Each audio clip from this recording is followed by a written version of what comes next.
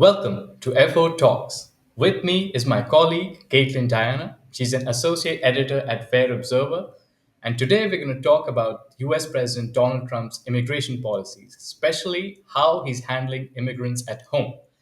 And for that, we're going to go straight to the state of Florida. Uh, Sunny skies, beautiful weather, but then there's something called Alligator Alcatraz that's catching and that's making all the headlines. Caitlin, do you want to tell our viewers what is Alligator Alcatraz? Yeah, so Alligator Alcatraz is a quote unquote detention center for illegal immigrants to stay before they are deported back to their countries or where they're being just a holding facility. It is, as you said, in Florida. It's in the Florida Everglades, which is, if you know, a area infested with, the invasive Burmese python and alligators and mosquitoes and just a whole host of wildlife.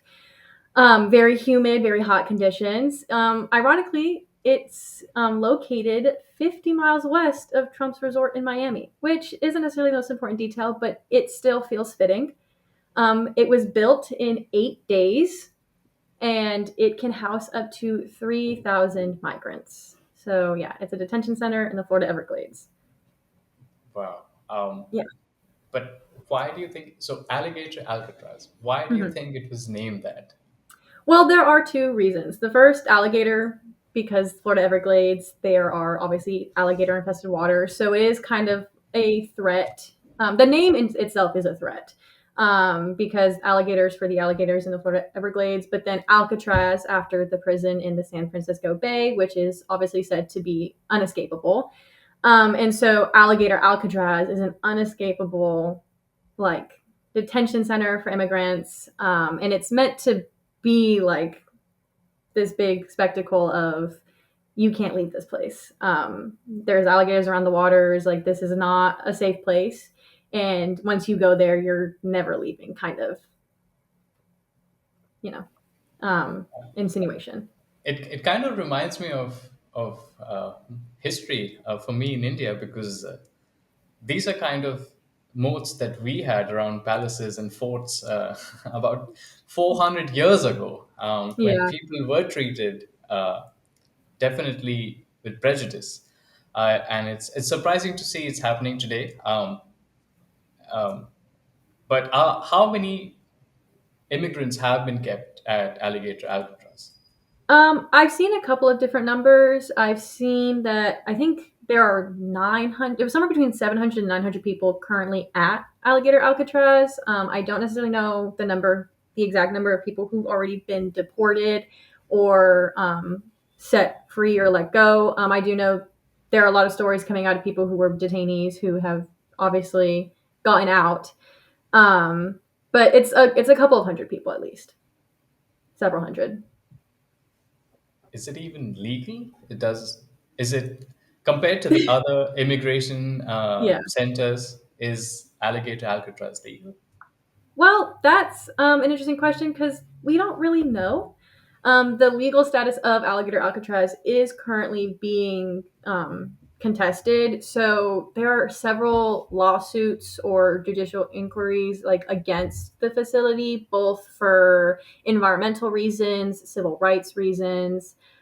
So, like the Friends of the Everglades and the Center for Biological Diversity have filed a lawsuit challenging the facility's construction on the grounds that Florida officials and the federal government have avoided environmental regulations to build the facility. So they sued Secretary of Homeland Secretary of Homeland Security Kristi Noem, Acting Director of ICE Todd Lyons, and Executive Director of Florida Division of Emergency Management Kevin Guthrie, and the Miami-Dade County. So they have sued several people in this lawsuit on the environmental grounds that they didn't go through the regulations it was built in 8 days. So they really did just get it out really quickly. And then also the American Civil Liberties Union of Florida and Americans for Immigrant Justice have also filed a class action suit claiming that the Trump administration is violating the First and Fifth Amendment rights of people being detained, and as well as the First Amendment rights of legal service organizations and law firms with clients held at the facility. So there are several lawsuits going on, and the legality of Alligator Alcatraz has still not been determined. But if you ask a lot of people, no, it's not legal because it is more than just a detention center based on the conditions within the facility and just the context around which it was built and how it was done, like gone through. And of course, the state of Florida and the federal government both claim that they went through the proper channels, that this is a legal facility, that it has the right to exist. But that is something for the courts to currently decide. So, as of right now, it is up to, not to say it's up to personal interpretation, but some people believe that yes, it's legal. Some people believe no, and that's currently being contested. So, So you say as of right now, it's being contested, mhm. but it's very much in function. Yes. Um, and you also said that Kristi Noem, she's the Secretary of Homeland Security. She has a lawsuit filed against her name Mhm. over Alligator Alcatraz. I want to talk a little bit more about her and then maybe expand into the Trump administration because she said she is happy with more such facilities opening up in the United States. And it's Yes. not just her. Tom Homan, Donald Trump's border star, says he wants more states to open similar facilities. And just yesterday, a report has come out saying that Nebraska is considering opening up a facility similar to Alligator Alcatraz. Do you think this is the Trump administration's way of riling up their voter base, MAGA, or do you think they believe that this is the true and only way to deal with illegal immigration in the country?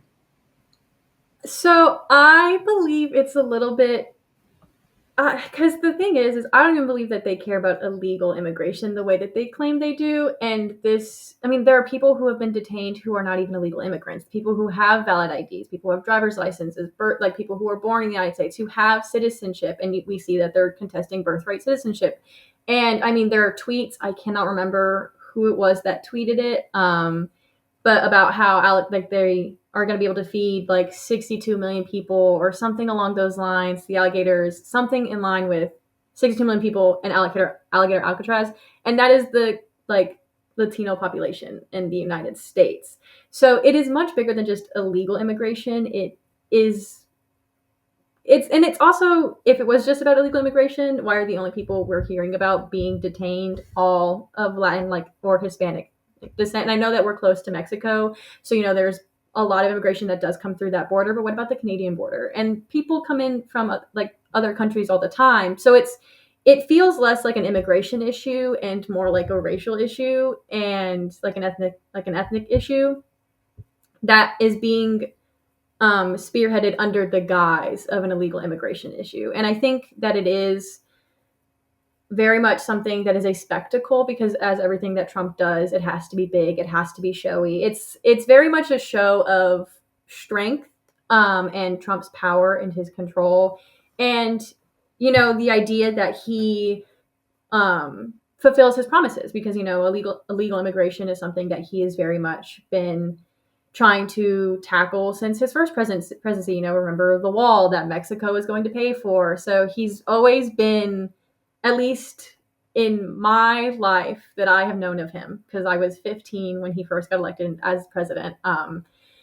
Which is, yeah, I remember being in high school when that happened. I was in my AP government class at the time, and it's a very interesting time to be in AP government when there's an election, but especially one like the Trump Clinton um, election. That was an interesting time. But so yeah, Trump, like, that has been an issue that he's always been keen on handling. And so I think that obviously this is his way of fulfilling that promise, but also with other ulterior motives and in a way that is a big spectacle because he is also this kind of cult of personality. And everything he does, like I said, is big and showy. They're going to do it bigly, as he likes to say. Um, yeah, you're right. I think it's a lot about show. It's a lot about it's about making a statement. If Mhm. I were to put it, I think Trump is trying to make a statement that He's serious about tackling illegal immigration, but he doesn't care how he's going to do it, whether it's legal or illegal, Right. whether people are put through humane conditions or not. Frankly, that is not what he's looking at. Tell me, if I have to ask you to put yourselves into the shoes of somebody who's trying to enter into the United States, maybe they're from Latin America or they're from India, Africa, maybe they're running from political persecution or they're just looking for a better life. Mhm. You read about Alligator Alcatraz. Do you think that's going to stop you? Because to be fair, I mean, Trump says that he wants immigrants, illegal immigrants especially, to be afraid to come to the United States as long as he is in power. Do you think Mhm. such facilities is going to deter people from crossing over illegally?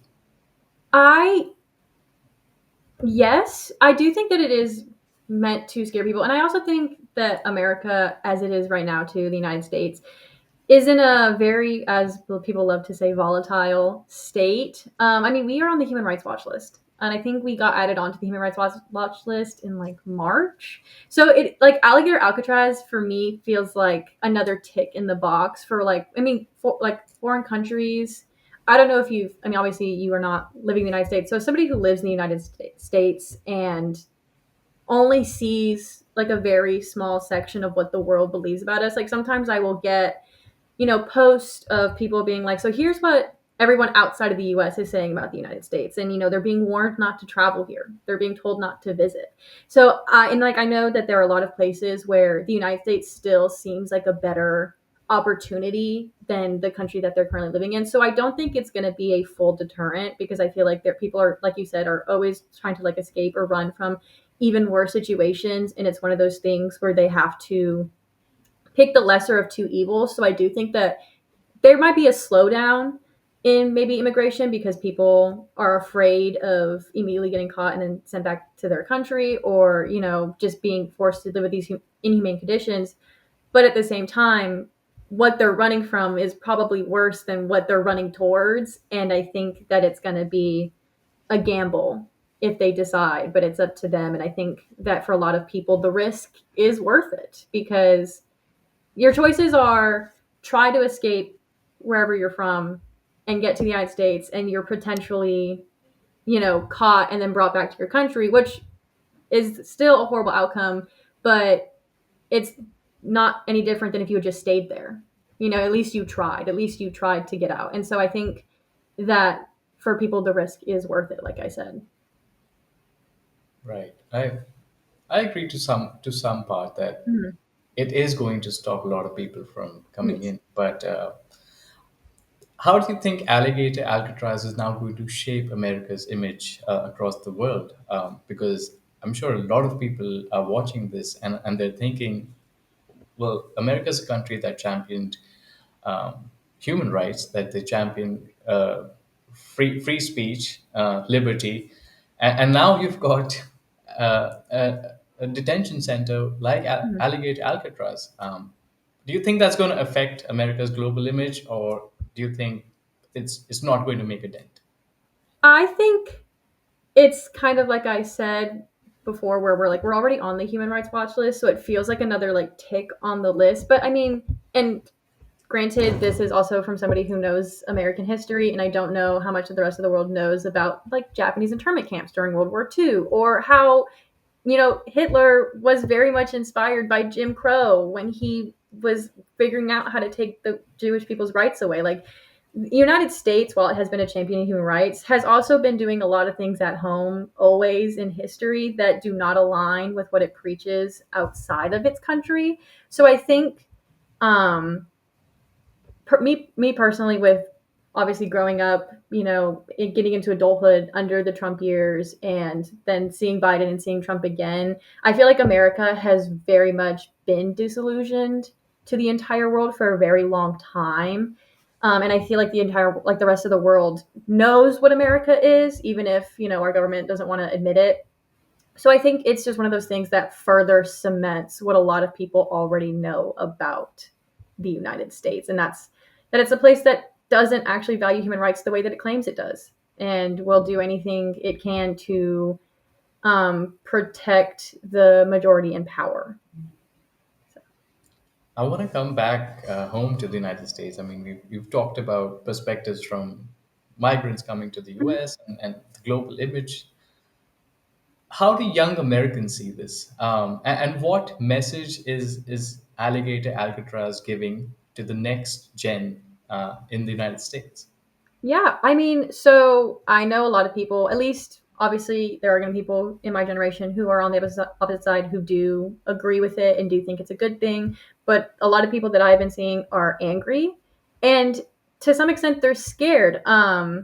Something I've seen a lot of people discussing is the First They Came, the poem by about the Holocaust. And I actually read a book that was like an allegory of it called Terrible Things by Eve Bunting.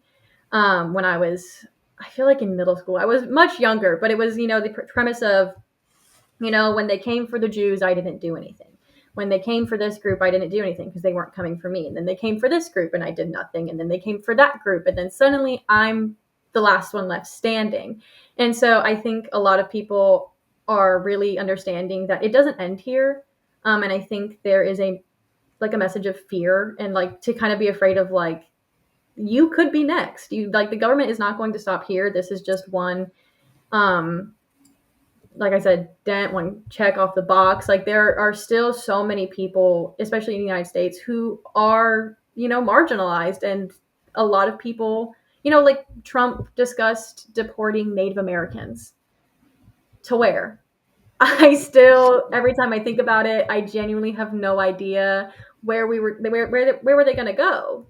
They're Native Americans, but so it's such a big issue that does go, like I said before, like outside of illegal immigration. And I think this is just one step in a process that people are really terrified they're going to be next in, like to get rid of. So I think there's a lot of fear. I think there's a lot of anger, uncertainty, of course. But I think it also, in its own way, like kind of like not like revitalizes the younger generations, but really gives them a reason to fight back, to speak up. And I think there's always going to be need for action. And I think that my generation and hopefully the generation below us, I mean, we've seen that Gen Z does not care or play around. They have no problem kind of getting their hands dirty. So I think it's something that also invigorates them to go out and do something about it. Well, we'll hope that Gen Z does go ahead and didn't do that. I mean, Yeah. they I feel like they can be the voice of change that so many generations couldn't. Yeah. Because I see Gen Z being really bold and fierce. So we leave it up to them for now. The alligator Alcatraz is a thing, and I want to thank you, Caitlin, for this Yeah. discussion. I think it was very informative and it shed light on something that is not being given too much importance yet. It has um, real world ramifications. People's lives are at risk, and it's children and women included. Yeah. So this is very much real right now, and I want to thank you for joining in this conversation.